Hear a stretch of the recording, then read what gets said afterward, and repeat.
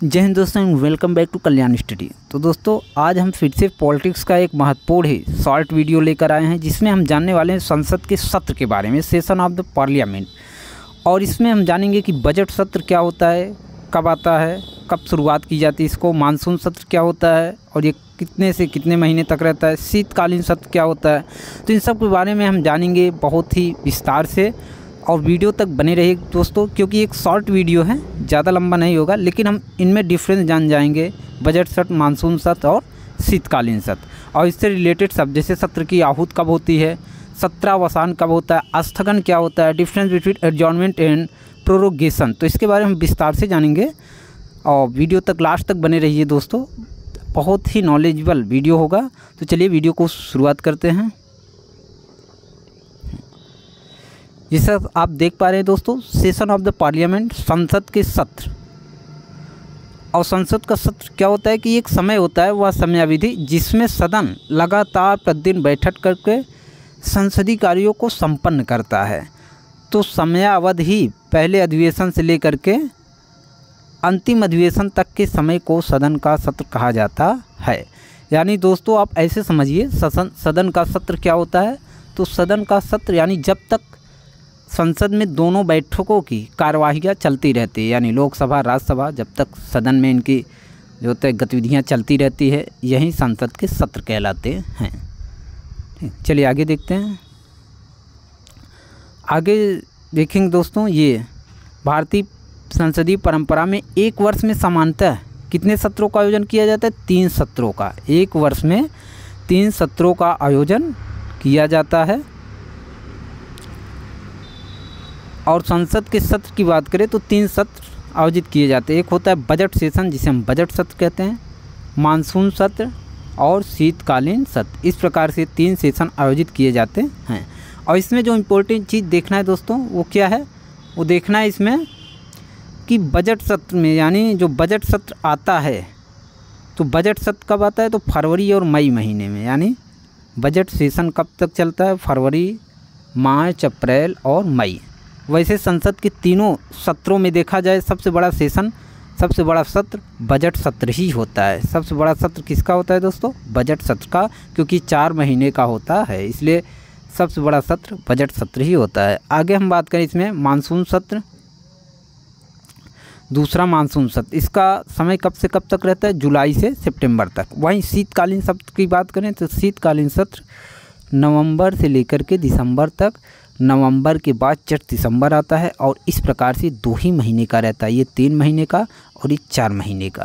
तो ये 2 महीने का शीतकालीन सत्र इसलिए सबसे छोटा सत्र माना जाता है। आगे चलते हैं, तो इसलिए हम जान गए इसमें क्या सीखे, हमने संसद के तीनों सत्रों को जान लिया, कब महीना कब से कब तक रहता है वो भी हमने देख लिया। चलिए आगे चलते हैं।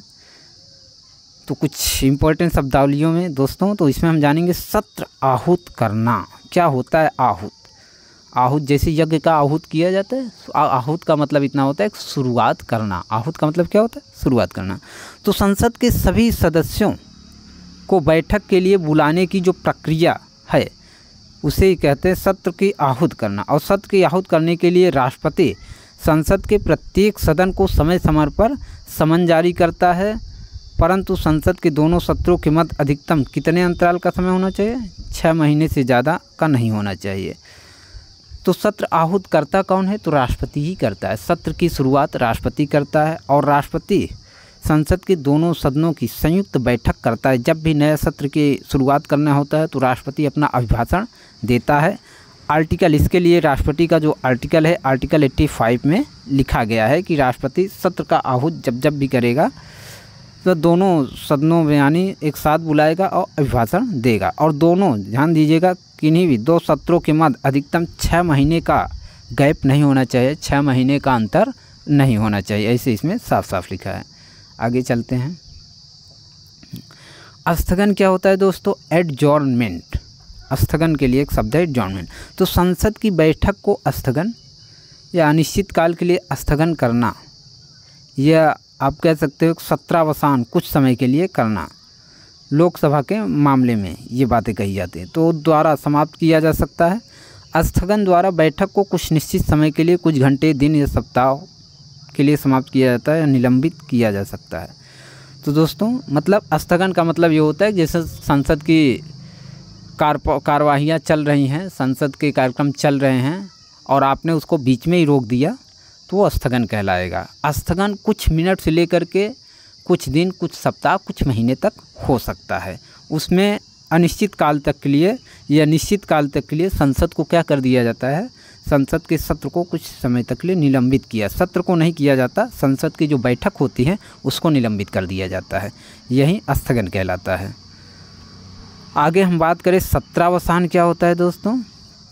सत्रावसान, सत्र का मतलब होता है जो सत्र भी हमने बताया 3 सत्र होते हैं, वसान मतलब समाप्त करना, यानी सत्र की समाप्ति। जब भी राष्ट्रपति, वैसे तो सत्रावसान करता कौन है, तो राष्ट्रपति ही करता है।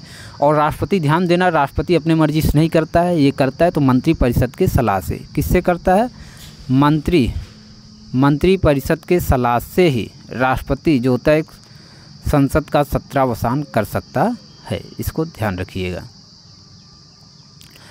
और हम आगे बात करें तो सत्रावसान की जो शब्द है वो संविधान का अनुच्छेद 85 की 2A के तहत राष्ट्रपति द्वारा जारी आदेश द्वारा सदन के सत्र के अंत को, सदन के सत्र को क्या करता है, अंत को संदर्भित करता है, प्रकट करता है। यानी जब सत्रावसान राष्ट्रपति जो होता है प्रोरोगेशन लगा देता है तो सदन की स्थगित नहीं होता बल्कि सत्र की ही समाप्ति हो जाता है। देखिए इसमें लिखा है संसद का सत्रावसान होने पर सत्र की समाप्त हो जाता है, सत्र की समाप्ति हो जाती है। इसके बाद संसद का अगला सत्र शुरू होने तक के लिए स्थगित कर दिया जाता है। कहने का मतलब जब भी सत्रावसान होगा तो सत्र की सीधे तौर पे समाप्ति हो जाएगी। अब अगले सत्र में ही पुनः जो होते कार्यप्रणालियाँ शुरू हो सकती हैं, यही कहलाता है सत्रावसान। आगे हम बात करते हैं, ये दोस्तों इसमें बहुत ही कन्फ्यूजन होते हैं बच्चे कि difference between adjournment and prorogation, स्थगन और सत्रावसान में क्या अंतर है, तो जल्दी समझ लेते हैं हम इसमें। तो स्थगन में क्या होता है दोस्तों, स्थगन में हम सदन की, यानी जो सदन होता है उसको हम कुछ निश्चित अवधि तक के लिए स्थगित कर देते हैं, कुछ निश्चित या अनिश्चित काल के लिए क्या कर देते हैं, स्थगित कर देते हैं, यानी जो कार्यवाहियाँ होती है उसको निलंबित कर देते हैं। लेकिन सत्रावसान में ऐसा नहीं होता, सत्रावसान में पूरे सत्र की ही समाप्ति हो जाती है। क्या होती है दोस्तों, सत्रावसान में पूरे सत्र की ही समाप्ति हो जाती है। स्थगन कुछ दिन, कुछ महीने, कुछ मिनटों के लिए हो सकता है, लेकिन सत्रावसान क्या होता है कि जब सत्रावसान लग जाता है तो एक सत्र की पूरी समाप्ति हो जाती है। जब अगला सत्र शुरू हो जाता है, अगला सत्र शुरू होता है तभी जो होती है उसकी कार्यप्रणालियाँ पुनः शुरू होती है। ठीक, यही मुख्य अंतर होता है दोस्तों स्थगन और सत्रावसान में। तो आई होप वीडियो आपको कैसा लगा दोस्तों। यदि आप इसके बारे में पहले से जानते थे कुछ भी तो आप कमेंट बॉक्स में यस लिखना न भूलिए। और मिलेंगे हम जल्द ही ऐसे ही फिर से नए टॉपिक के साथ, पॉलिटिक्स का लेकर के और फिर नए जानकारी के साथ। तब तक के लिए चलते हैं दोस्तों। जय हिंद, जय भारत। अपना ख्याल रखिए, खुश रहिए, मस्त रहिए।